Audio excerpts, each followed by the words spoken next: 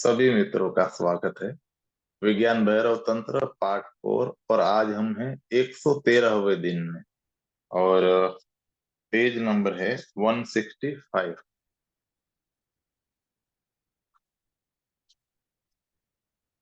भगवान कहते हैं, और फिर सूत्र कहता है, जो सर्वत्र है वही आनंदित है। एक जगह से बंधे रहकर तुम दुख में रहोगे, क्योंकि तुम सदा उससे बड़े हो जहां तुम बंधे हो, और यही दुख है। मानो तुम अपने को एक छोटे से पात्र में सीमित कर रहे हो। सागर को एक घड़े में बंद किया जा रहा है, तो दुख अनिवार्य है, और यही दुख है। और इस दुख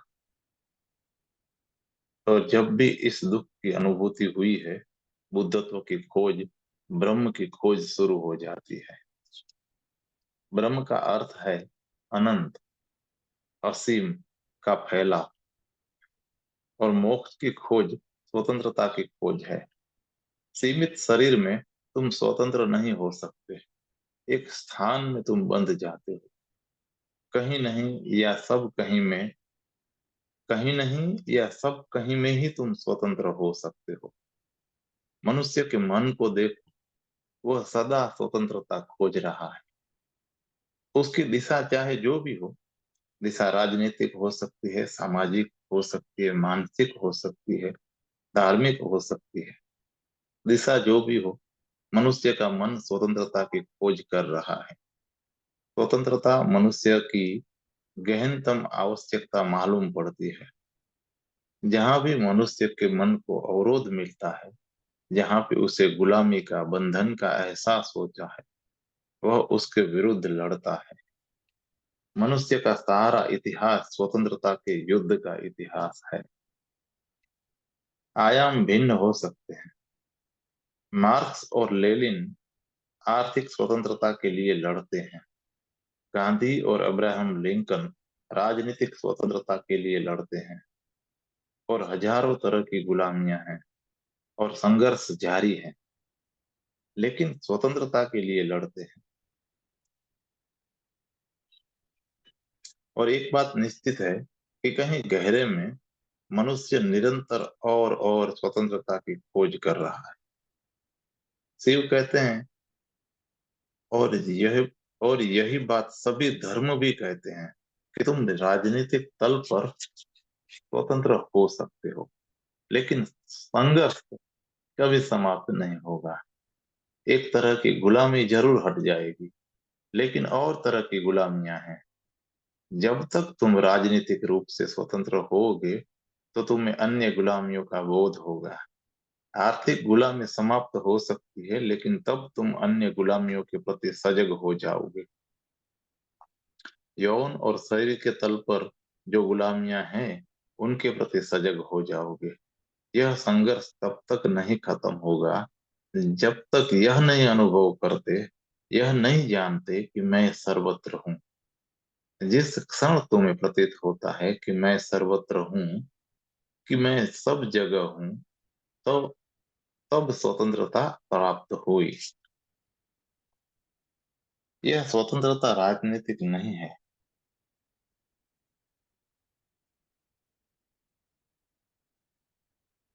यह स्वतंत्रता आर्थिक नहीं है।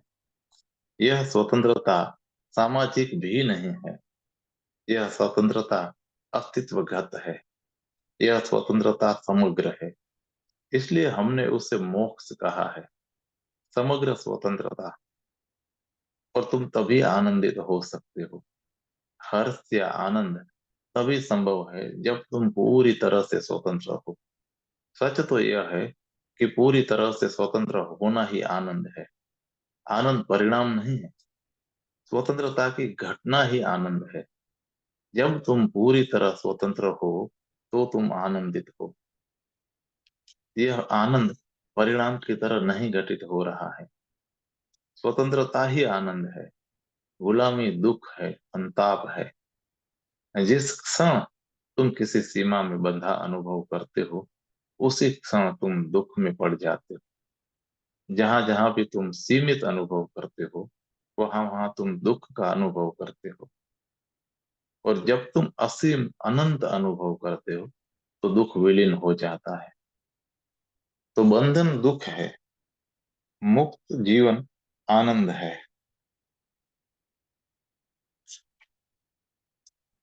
जब भी तुम्हें इस स्वतंत्रता का अनुभव होता है, तुम्हें आनंद घटित होता है। अभी भी जब तुम्हें किसी तरह की स्वतंत्रता का अनुभव होता है, चाहे वह समग्र न भी हो, तो तुम प्रसन्न हो जाते हो। जब तुम किसी के प्रेम में पड़ते हो, तुम पर एक खुशी, एक आनंद बरस जाता है। यह क्यों होता है? असल में जब भी तुम किसी के प्रेम में पड़ते हो, तो तुम शरीर के प्रति अपनी आसक्ति को दूर हटा देते हो। किसी गहरे अर्थ में अब दूसरे का शरीर तुम्हारा अपना शरीर हो गया है। तुम अब अपने शरीर में ही सीमित नहीं हो, दूसरे का शरीर भी तुम्हारा शरीर बन गया है, तुम्हारा घर बन गया है, आवास बन गया है।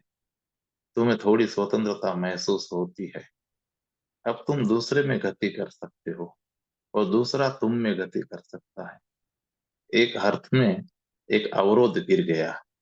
अब तुम पहले से ज्यादा हो। जब तुम किसी को प्रेम करते हो, तो तुम पहले से बहुत ज्यादा हो जाते हो। तुम्हारा होना थोड़ा फैला, थोड़ा विराट हुआ। तुम्हारी चेतना अब पहले की तरह क्षुद्र न रही, उसने नया विस्तार पा लिया है। प्रेम में तुम्हें थोड़ी स्वतंत्रता का अनुभव होता है, हालांकि यह समग्र नहीं है। देर अबेर तुम फिर बंधन अनुभव करोगे। तुम्हें विस्तार तो मिला, लेकिन यह विस्तार अभी भी सीमित है। इसलिए जो लोग वस्तुतः प्रेम करते हैं, वे देर अबेर प्रार्थना में उतर जाते हैं। प्रार्थना का अर्थ है बृहत प्रेम। प्रार्थना का अर्थ है पूरे अस्तित्व के साथ प्रेम। अब तुम्हें रहस्य का पता चल गया। तुम्हें कुंजी का, गुप्त कुंजी का पता चल गया है। मैंने एक व्यक्ति को प्रेम किया, और जिस क्षण मैंने प्रेम किया, सारे अवरोध गिर गए, सारे दरवाजे खुल गए, और कम से कम एक व्यक्ति के लिए मेरा होना विस्तृत हो गया। मेरे प्राणों का विस्तार हुआ। अब तुम्हें गुप्त कुंजी मालूम है। अगर मैं पूरे अस्तित्व को प्रेम करने लगूं, तो मैं शरीर नहीं रहूंगा।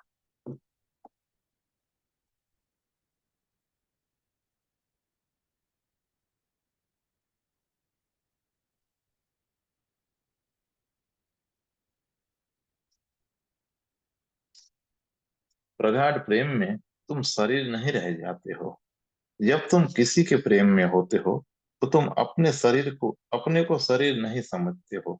और जब तुम्हें प्रेम नहीं मिलता है, जब तुम प्रेम में नहीं होते हो, तब तुम अपने को शरीर ज्यादा अनुभव करते हो। तब तुम अपने शरीर का ख्याल ज्यादा रहता है।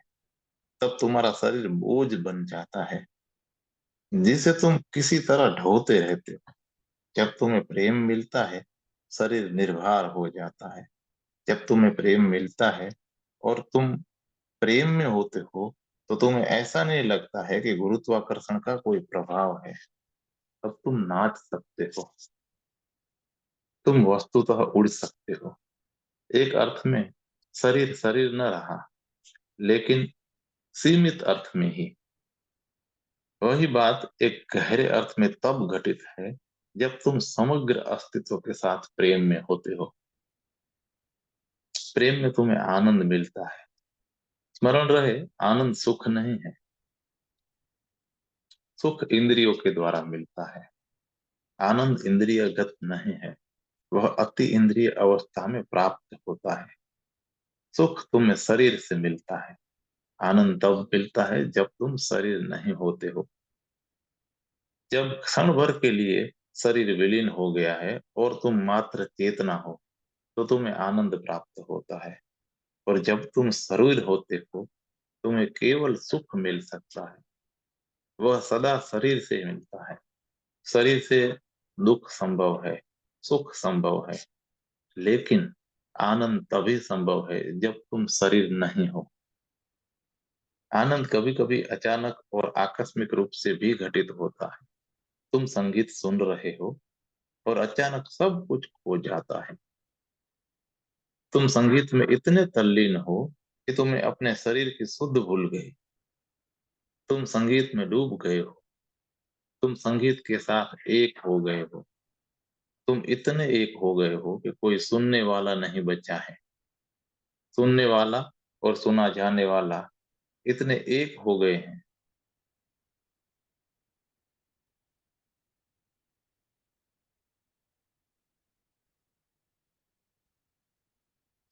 अब सिर्फ संगीत बचा है। तुम नहीं बचे। तुम विस्तृत हो गए, फैल गए। अब तुम संगीत के स्वरों के साथ बह रहे हो। अब तुम्हारी कोई सीमा न रही। संगीत के स्वर मौन में विलीन हो रहे हैं और तुम भी उनके साथ मौन में विलीन हो रहे हो। शरीर की शुद्धि जाती रही और शरीर की शुद्धि झा जब भी शरीर की शुद्धि नहीं रहती, शरीर अनजाने ही अचेतन रूप से दूर हट जाता है और तुम्हें आनंद घटित होता है। तंत्र और योग के द्वारा तुम यही चीज विधि पूर्वक कर सकते हो। तब वह आकस्मिक नहीं है, तब तुम उसके मालिक हो। तब यह चीज तुम्हें अनजाने नहीं घटती है। तब तुम्हारे हाथ में कुंजी है और तुम जब चाहो द्वार खोल सकते हो। या तुम चाहो तो द्वार हमेशा के लिए खोल सकते हो और कुंजी को फेंक सकते हो। द्वार को फिर बंद करने की जरूरत न रही। सामान्य जीवन में आनंद घटता है। सामान्य जीवन में भी आनंद घटता है, लेकिन वह कैसे घटता है यह तुम्हें नहीं मालूम है। स्मरण रहे, यह सदा तभी घटता है जब तुम शरीर नहीं होते हो। जब भी तुम पुनः किसी आनंद के क्षण का अनुभव हो, तो सजग होकर देखना कि उस क्षण तुम शरीर हो या नहीं। तुम शरीर नहीं होोगे। जब भी आनंद है, शरीर नहीं है। ऐसा नहीं है कि शरीर नहीं रहता है। शरीर तो रहता है, लेकिन तुम शरीर से आसक्त नहीं हो। तुम शरीर से बंधे नहीं हो। तुम उससे बाहर निकल के हो सकता है तुम संगीत के कारण तुम बाहर निकल गए, या खूबसूरत सूर्योदय को देखकर बाहर निकल गए, या एक बच्चे को हंसता देखकर बाहर निकल गए, या किसी के प्रेम में होने के कारण शरीर से बाहर आ गए। कारण जो भी हो, मगर तुम क्षण भर के लिए बाहर आ गए। शरीर तो है, लेकिन दूर हो गया। तुम उससे आसक्त नहीं हो। तुमने एक उड़ान ली। इस विधि के द्वारा तुम जानते हो कि जो सर्वत्र है वह दुखी नहीं हो सकता है। वह आनंदित है, वह खुद आनंद है। तो स्मरण रहे, तुम जितने सीमित होगे उतने ही दुखी होगे। फैलो, अपनी सीमाओं को दूर हटाओ और जब भी संभव हो शरीर को हटा दो, अलग कर दो। तुम आकाश को देखो, वहां बादल तैर रहे हैं। उन बादलों के साथ तैरो। शरीर को जमीन पर ही रहने दो और आकाश में चांद है, चांद के साथ यात्रा करो। जब भी तुम शरीर को भूल सको, उस अवसर को मत चूको। यात्रा पर निकल पड़ो और तुम धीरे धीरे परिचित हो जाओगे कि शरीर से बाहर होने का मतलब क्या है। और यह सिर्फ अवधान की बात है। आसक्ति अवधान देने की बात है। अगर तुम शरीर को अवधान देते हो तो तुम उससे आसक्त हो। अगर अवधान हटा लिया जाए तो तुम आसक्त नहीं रहे।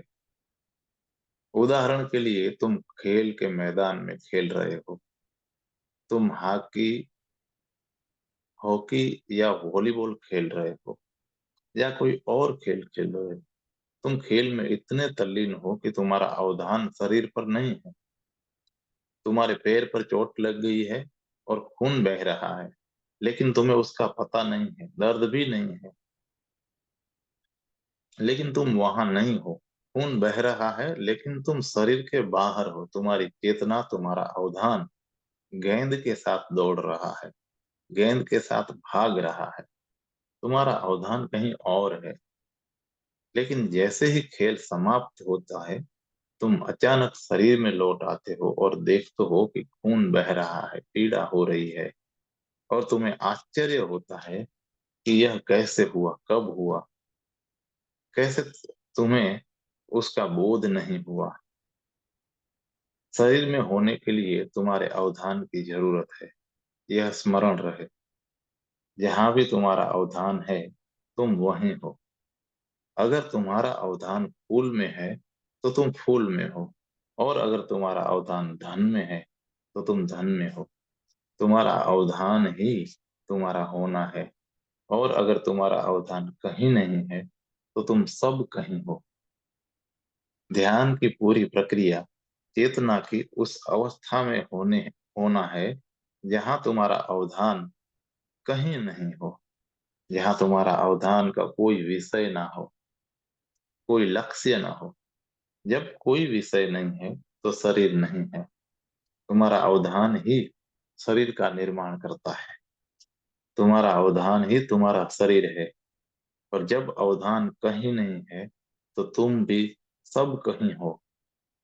और तब तुम्हें आनंद घटित होता है। यह कहना भी ठीक नहीं है कि तुम्हें आनंद घटित होता है। तुम ही आनंद हो। अब यह तुमसे अलग नहीं हो सकता है। यह तुम्हारा प्राण ही बन गया है। स्वतंत्रता आनंद है।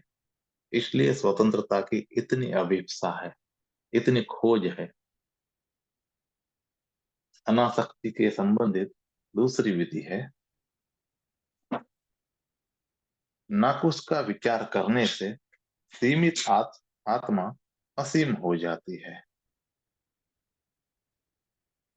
भगवान कहते हैं कि मैं यही कह रहा था, अगर तुम्हारे अवधान का कोई विषय नहीं है, कोई लक्ष्य नहीं है, तो तुम कहीं नहीं हो, या तुम सब कहीं हो। और जब तुम स्वतंत्र हो, और जब तुम स्वतंत्र हो, तुम स्वतंत्रता ही हो गए। यह दूसरा सूत्र कहता है कि ना कुछ का विचार करने से सीमित आत्मा असीम हो जाती है। अगर तुम सोच विचार नहीं कर रहे हो, तो तुम असीम हो। विचार तुम्हें सीमा देता है, और सीमाएं अनेक तरह की हैं। तुम हिंदू हो, यह एक सीमा है। हिंदू होना किसी विचार से, किसी व्यवस्था से, किसी ढंग ढांचे से बंधा होना है। तुम ईसाई हो, यह भी एक सीमा है। धार्मिक आदमी कभी भी हिंदू या ईसाई नहीं हो सकता है। और अगर कोई आदमी हिंदू या ईसाई है, तो वह धार्मिक नहीं है, असंभव है। क्योंकि ये सब विचार हैं। धार्मिक आदमी का अर्थ है कि वह विचार से नहीं बंधा है। वह किसी विचार से सीमित नहीं है। वह किसी व्यवस्था से, किसी ढंग ढांचे से बंधा नहीं है। वह मन की सीमा में नहीं जीता है। वह असीम में जीता है। जब तुम्हारा कोई विचार है, तो वह विचार तुम्हारा अवरोध बन जाता है। वह विचार सुंदर हो सकता है, लेकिन फिर भी वह बंधन है। सुंदर कारागृह भी कारागृह ही है। विचार स्वर्णिम हो सकता है, उससे कोई फर्क नहीं पड़ता। स्वर्णिम विचार भी तुम्हें उतना ही बांधता है, जितना कोई और बांधता है। और जब तुम्हारा कोई विचार है और तुम उससे आसक्त हो, तो तुम सदा किसी के विरोध में हो, क्योंकि सीमा हो ही नहीं सकती। यदि तुम किसी के विरोध में नहीं हो, विचार सदा पूर्वाग्रह ग्रस्त होता है। विचार सदा पक्ष या विपक्ष में होता है। मैंने एक बहुत धार्मिक ईसाई के संबंध में सुना है, जो कि एक गरीब किसान था। वह मित्र समाज का सदस्य था। वह क्वेकर था। क्वेकर लोग अहिंसक होते हैं। वे प्रेम और मैत्री में विश्वास करते हैं। वह क्वेकर अपनी खच्चर गाड़ी पर बैठकर शहर से गांव वापस आ रहा था। एक जगह खच्चर अचानक बिना किसी कारण के रुक गया। और आगे बढ़ने से इनकार करने लगा।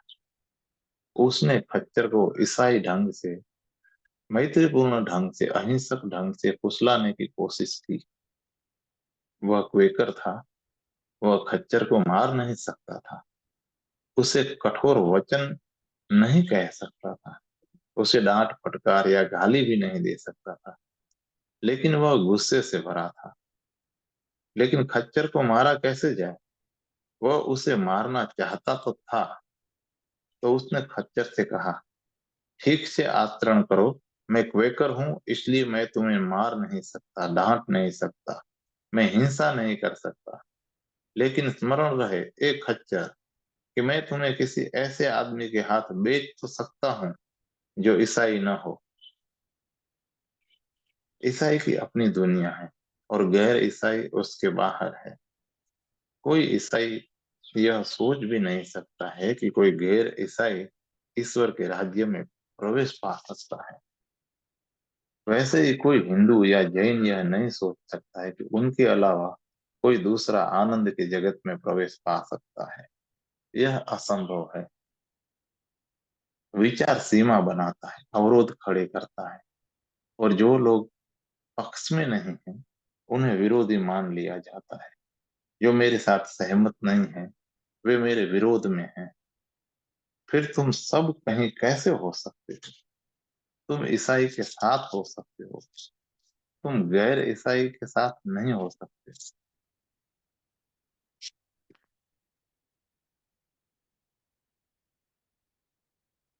तुम हिंदू के साथ हो सकते हो, लेकिन तुम गैर हिंदू के साथ, मुसलमान के साथ नहीं हो सकते।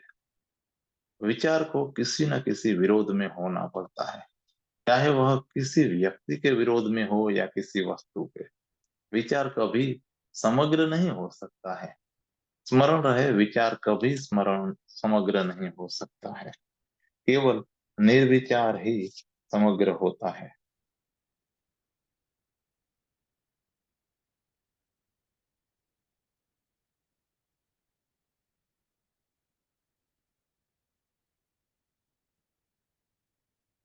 दूसरी बात कि विचार मन से आता है, वह सदा मन की उप उत्पत्ति है। विचार तुम्हारा रुझान है, तुम्हारा अनुमान है, तुम्हारा पूर्वग्रह है। विचार तुम्हारी प्रतिक्रिया है, तुम्हारा सिद्धांत है, तुम्हारी धारणा है, वह तुम्हारी मान्यता है। लेकिन विचार अस्तित्व नहीं है, वह अस्तित्व के संबंध में है, वह स्वयं अस्तित्व नहीं है। एक फूल है, तुम उस फूल के संबंध में कुछ कह सकते हो। वह कहना एक प्रतिक्रिया है। तुम कह सकते हो कि फूल सुंदर है कि असुंदर है, तुम कह सकते हो कि वह पवित्र है। लेकिन तुम फूल के संबंध में जो भी कहते हो वह फूल नहीं है। फूल का होना तुम्हारे विचारों के बिना है, और तुम फूल के संबंध में जो भी सोच विचार करते हो उससे तुम अपने और फूल के बीच अवरोध निर्मित कर रहे हो। फूल को होने के लिए तुम्हारे विचारों की जरूरत नहीं है। फूल हैं, अपने विचारों को छोड़ो और तब तुम फूल में डूब सकोगे। तुम गुलाब के संबंध में जो भी कहते हो वह व्यर्थ है। वह कितना भी अर्थपूर्ण मालूम पड़े, लेकिन वह अर्थहीन ही है। जो तुम कहते हो उसकी कोई जरूरत नहीं है। फूल का होना तुम्हारे कहने न कहने पर निर्भर नहीं है, बल्कि तुम्हारा कुछ कहना तुम्हारे और फूल के बीच एक पतला पर्दा निर्मित करता है। वह एक सीमा बना देता है। इसलिए जब भी कोई विचार आता है वह तुम्हें सीमित कर देता है। तुम्हारे लिए अस्तित्व का द्वार बंद हो जाता है। यह सूत्र कहता है कि न कुछ का विचार करने से सीमित आत्मा असीम हो जाती है। और अगर तुम सोच विचार में उलझे नहीं हो, अगर तुम सिर्फ हो, पूरे सजग और सावचेत हो, विचार के किसी धुएं के बिना हो, तो तुम असीम हो। यह शरीर ही एकमात्र शरीर नहीं है, एक गहनतर शरीर भी है, वह मन है। शरीर पदार्थ से बना है, मन भी पदार्थ से बना है, वह और सूक्ष्म पदार्थ से बना है। शरीर बाहरी परत है और मन आंतरिक परत है। और शरीर से अनासक्त होना बहुत कठिन नहीं है, मन से अनासक्त होना बहुत कठिन है, क्योंकि मन के साथ तुम्हारा तादात्म्य ज्यादा गहरा है। तुम मन से ज्यादा जुड़े हो। अगर कोई तुमसे कहे कि तुम्हारा शरीर रुग्ण मालूम पड़ता है,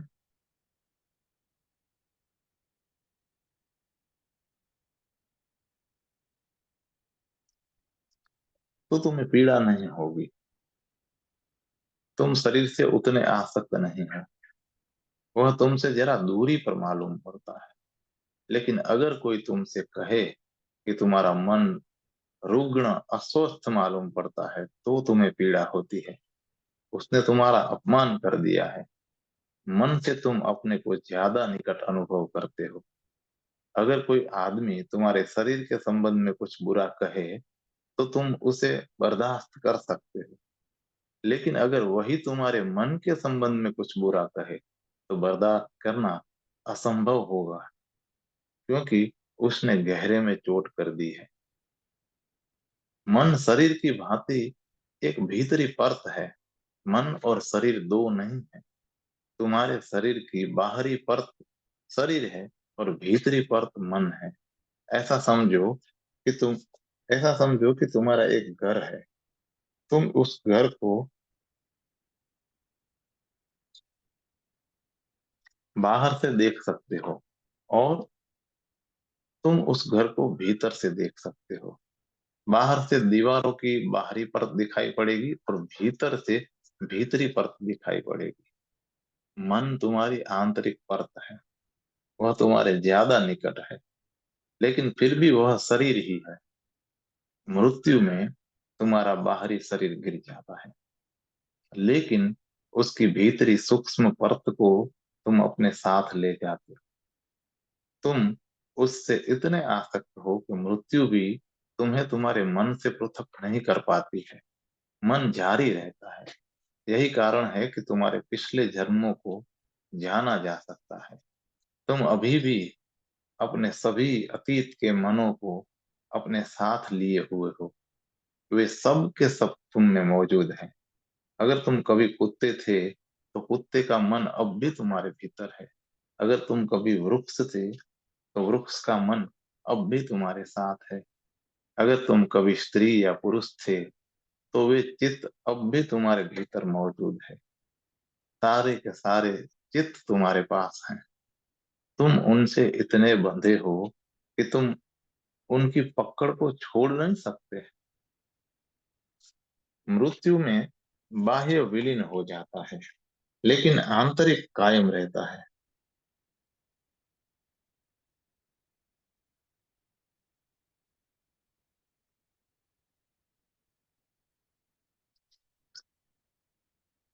यह आंतरिक शरीर बहुत ही सूक्ष्म पदार्थ है। वस्तुतः वह एक ऊर्जा का स्पंदन मात्र है। विचार की तरंगे तुम उन्हें अपने साथ लिए चलते रहते हो, और तुम उन्हीं विचार तरंगों के अनुरूप फिर नए शरीर में प्रवेश करते हो। तुम अपने विचारों के ढांचे के अनुकूल, अपनी कामनाओं के अनुकूल, अपने मन के अनुकूल अपने लिए नया शरीर निर्मित कर लेते हो। मन में उसका ब्लूप्रिंट, उसकी रूपरेखा मौजूद है, और उसके अनुरूप बाहरी परत फिर बनती है। तो पहला सूत्र शरीर को अलग करने के लिए है। दूसरा सूत्र मन को आंतरिक शरीर को अलग करने के लिए है। मृत्यु भी तुम्हें तुम्हारे मन से अलग नहीं कर पाती है। यह काम केवल ध्यान कर सकता है। यही कारण है कि ध्यान मृत्यु से भी बड़ी मृत्यु है। वह मृत्यु से भी गहरी शल्य चिकित्सा है। इसलिए ध्यान से इतना भय होता है। लोग ध्यान के बारे में सतत बातें करेंगे, लेकिन वे ध्यान कभी करेंगे नहीं। वे बातें करेंगे, वे उसके संबंध में लिखेंगे, वे उस पर उपदेश भी देंगे, लेकिन वे कभी ध्यान करेंगे नहीं। ध्यान से एक गहरा भय है, और वह भय है मृत्यु का भय।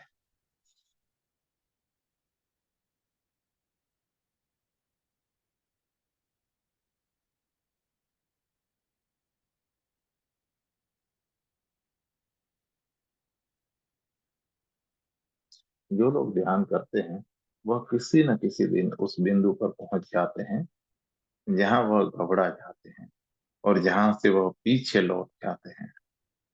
वे मेरे पास आते हैं और कहते हैं कि अब हम आग में प्रवेश नहीं कर सकते, यह असंभव है। एक क्षण आता है जब व्यक्ति को लगता है कि मैं मर रहा हूं, और वह क्षण किसी भी मृत्यु से बड़ी मृत्यु का क्षण है, क्योंकि जो सबसे अंतरिक्ष है वही अलग हो रहा है, वही मिट रहा है। व्यक्ति को लगता है कि मैं मर रहा हूँ, उसे लगता है कि अब मैं अनस्तित्व में सरक रहा हूँ। एक गहन अतल का द्वार खुल जाता है, एक अनंत शून्य सामने खड़ा हो जाता है। वह घबरा जाता है और पीछे लौटकर शरीर को पकड़ लेता है ताकि मिट न जाए, क्योंकि पांव के नीचे से जमीन खिसक रही है और सामने एक अतल खाई खुल रही है, शून्य की खाई। इसलिए लोग यदि चेष्टा भी करते हैं तो सदा ऊपर ऊपर करते हैं। वे पूरी तरह से ध्यान नहीं करते। कहीं अचेतन में उन्हें बोध है कि अगर हम गहरे उतरेंगे तो बचेंगे नहीं, और यह सही है। यह भय सच है। तुम नहीं रहोगे। एक बार तुमने उस अतल को,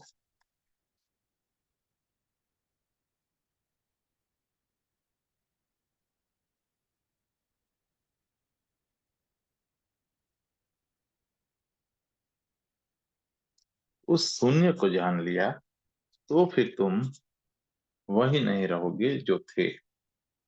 तुम उससे एक नया जीवन लेकर लौटोगे। तुम एक नए मनुष्य हो जाओगे। पुराना मनुष्य तो मिट गया, वह कहाँ गया तुम्हें इसका नामो निशान भी नहीं मिलेगा।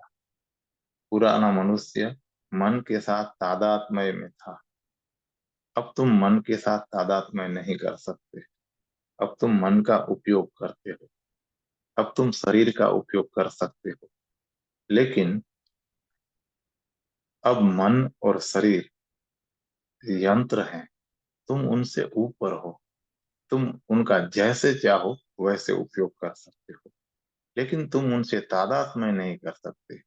यह स्वतंत्रता देता है, लेकिन यह तभी होता है जब तुम ना कुछ का विचार करो, न कुछ का विचार। यह बहुत विरोधाभासी है। तुम किसी चीज के बारे में विचार कर सकते हो, लेकिन न कुछ के बारे में कैसे विचार कर सकते हो? इस न कुछ का क्या अर्थ है, और तुम उसके संबंध में विचार कैसे कर सकते हो? जब भी तुम किसी के संबंध में विचार करते हो तो वह विषय बन जाता है, वह विचार बन जाता है, और विचार तो पदार्थ है। तुम न कुछ तुम न कुछ का विचार कैसे कर सकते हो? तुम शून्य के संबंध में सोच कैसे सकते हो? तुम नहीं सोच सकते, यह संभव नहीं है। लेकिन प्रयत्न में ही न कुछ के विषय में, शून्य के संबंध में सोचने के प्रयत्न में ही सोच विचार खो जाएगा, वो विलीन हो जाएगा। तुमने जैन कोवान के संबंध में सुना होगा। जैन गुरु साधक को एक कोवान देते हैं और कहते हैं कि इस पर विचार करो। यह कोआन जानबूझकर विचार को बंद करने के लिए दी जाती है। उदाहरण के लिए वे साधक से कहते हैं कि जाओ और पता लगाओ कि तुम्हारा मौलिक चेहरा क्या है, वह चेहरा जो तुम्हारे जन्म के भी पहले था। अभी जो तुम्हारा चेहरा है उस पर विचार मत करो, उस चेहरे पर विचार करो जो जन्म के पहले था। तुम इस संबंध में क्या सोच विचार कर सकते हो? जन्म के पहले तुम्हारा कोई चेहरा नहीं था। चेहरा तो जन्म के साथ आता है। चेहरा तो शरीर का हिस्सा है। तुम्हारा कोई चेहरा नहीं है। चेहरा शरीर का है। आंखें बंद करो और कोई चेहरा नहीं है। तुम अपने चेहरे के बारे में दर्पण के द्वारा ही जानते हो। तुमने खुद उसे कभी नहीं देखा है, तुम उसे देख भी नहीं सकते, तो कैसे कोई मौलिक चेहरे के संबंध में सोच विचार कर सकता है। लेकिन साधक चेष्टा करता है, और यह चेष्टा करना ही मदद करता है। साधक चेष्टा पर चेष्टा करेगा, और यह असंभव चेष्टा है। वह बार बार गुरु के पास आएगा और कहेगा कि क्या मौलिक चेहरा यह है। लेकिन उसके पूछने से पहले ही गुरु कैसा है, नहीं, गलत। तुम जो कुछ भी लाओगे वह गलत ही होने वाला है। साधक महीनों तक बार बार आता है, कुछ खोजता है, कुछ कल्पना करता है, कोई चेहरा देखता है और गुरु से कहता है कि यह रहा मौलिक चेहरा। और गुरु फिर से कहते हैं कि नहीं। हर बार उसे यह नहीं सुनने को मिलता है, और धीरे धीरे वह बहुत ज्यादा भ्रमित हो जाता है, उलझन से ग्रस्त हो जाता है। वह कुछ सोच नहीं पाता है। वह हर तरह से प्रयत्न तो करता है, लेकिन हर बार असफल होता है। यह असफलता ही बुनियादी बात है। किसी दिन वह समग्र असफलता पर पहुंच जाता है। उस समग्र असफलता में सब सोच विचार ठहर जाता है, और उसे बोध होता है कि मौलिक चेहरे के संबंध में कोई सोच विचार नहीं हो सकता है। और इस बोध के साथ ही उसके सोच विचार गिर जाते हैं। और जब साधक को इस अंतिम सफलता का बोध होता है और वह गुरु के पास आता है, तो गुरु उससे कहता है कि अब कोई जरूरत नहीं है, मैं मौलिक चेहरा देख रहा हूँ। साधक की आंखें शून्य हैं। वह गुरु से कुछ कहने नहीं, सिर्फ उनके सानिध्य में रहने को आया है। उसे कोई उत्तर नहीं मिला है, उत्तर था ही नहीं। वह पहली बार उत्तर के बिना आया है। कोई उत्तर नहीं है, वह मौन होकर आया है। पहले वह जब भी आया था कोई उत्तर लेकर आया, तब मौन मौजूद था, मन मौजूद था, विचार चल रहा था, और वह उस विचार से सीमित था। उसने कोई चेहरा खोज लिया था, या उसने किसी चेहरे की कल्पना की थी, और वह उस चेहरे से सीमित था। अब वह मौलिक हो गया है। अब उसकी कोई सीमा नहीं है। अब उसका कोई चेहरा नहीं है, कोई धारणा नहीं है, कोई विचार नहीं है। वह बिना किसी मन के आया है। यह अमन की अवस्था है। इस अमन की अवस्था में सीमित आत्मा असीम हो जाती है, सीमाएं विलीन हो जाती है, और तुम अचानक सर्वत्र हो जाते हो। सब कहें, तुम अचानक सब कुछ हो। अचानक तुम वृक्ष में हो, पत्थर में हो, आकाश में हो, मित्र में हो, शत्रु में हो। अचानक तुम सब कहीं हो, सब में हो। सारा अस्तित्व दर्पण के समान हो गया है, और तुम सर्वत्र अपनी ही प्रतिछवि देख रहे हो। यही अवस्था आनंद की अवस्था है। इस अमन की अवस्था में, यही अवस्था आनंद की अवस्था है। अब तुम्हें कुछ अशांत नहीं कर सकता, क्योंकि तुम्हारे अतिरिक्त कुछ और है ही नहीं। अब कुछ भी तुम्हें मिटा नहीं सकता, क्योंकि तुम्हारे सिवाय कोई और नहीं है। अब मृत्यु नहीं है, क्योंकि मृत्यु में भी तुम हो। अब कुछ भी तुम्हारे विरोध में नहीं है, क्योंकि एकमात्र तुम हो, अकेले तुम हो। एक एकाकी, इस एकाकीपन को महावीर ने कैवल्य कहा है। समग्र एकांत। एकांत क्यों? क्योंकि सब कुछ तुम में सम्माहित है, सब कुछ तुम में है। तुम इस अवस्था को दो ढंग से अभिव्यक्त कर सकते हो। तुम कह सकते हो कि केवल मैं हूँ, अहम ब्रह्मास्मि, मैं ब्रह्म हूँ, मैं परमात्मा हूँ, मैं समग्र हूँ। सब कुछ मेरे भीतर आ गया है। सारी नदियां मेरे सागर में विलीन हो गई है। अकेला मैं ही हूँ, और कुछ भी नहीं है। सूफी संत यही कहते हैं, और मुसलमान कभी नहीं समझ पाते कि क्यों सूफी संत ऐसी बातें कहते हैं। एक सूफी कहता है कोई परमात्मा नहीं है, केवल मैं हूँ, या वह कहता है कि मैं परमात्मा हूँ, यह विधायक ढंग है कहने का कि अब कोई पृथकता न रही। बुद्ध नकारात्मक ढंग से उपयोग करते हैं। वे कहते हैं कि मैं न रहा, कुछ भी न रहा। यहाँ दोनों बातें सच हैं, क्योंकि जब सब कुछ मुझ में समाहित है, मुझ में सम्मिलित है, तो अपने को मैं कहने में कोई तुक नहीं है। मैं सदा ही तू के विरोध में है। तू के संदर्भ में मैं अर्थपूर्ण है। जब तू न रहा तो मैं व्यर्थ हो गया। इसलिए बुद्ध कहते हैं कि मैं नहीं है, कुछ भी नहीं है। या तो सब कुछ तुम में समा गया है, या तुम शून्य हो गए हो और सब में विलीन हो गए हो। दोनों ही अभिव्यक्तियां ठीक हैं। निश्चित ही कोई भी अभिव्यक्ति पूरी तरह से सही नहीं हो सकती है। यही कारण है कि विपरीत अभिव्यक्ति भी सदा सही है। प्रत्येक अभिव्यक्ति आंशिक है, प्रत्येक अभिव्यक्ति अंश है। इसलिए विरोधी अभिव्यक्ति विरोधी अभिव्यक्ति भी सही है, विरोधी अभिव्यक्ति भी उसका अंश है। इसे स्मरण रखो।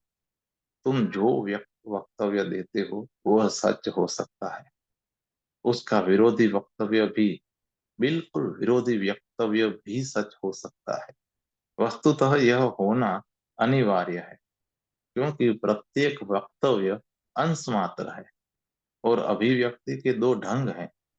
तुम विधायक ढंग चुन सकते हो या नकारात्मक ढंग चुन सकते हो। अगर तुम विधायक ढंग चुनते हो तो नकारात्मक ढंग तुम्हें गलत मालूम पड़ता है, लेकिन वह गलत है नहीं, वह परिपूरक है। दरअसल उसके विरोध में नहीं है। तो तुम चाहे उसे ब्रह्म कहो या निर्वाण कहो, दोनों एक ही अनुभव की तरफ इशारा करते हैं। और वह अनुभव यह है, नाकुश का विचार करने से तुम उसे जान लेते हो।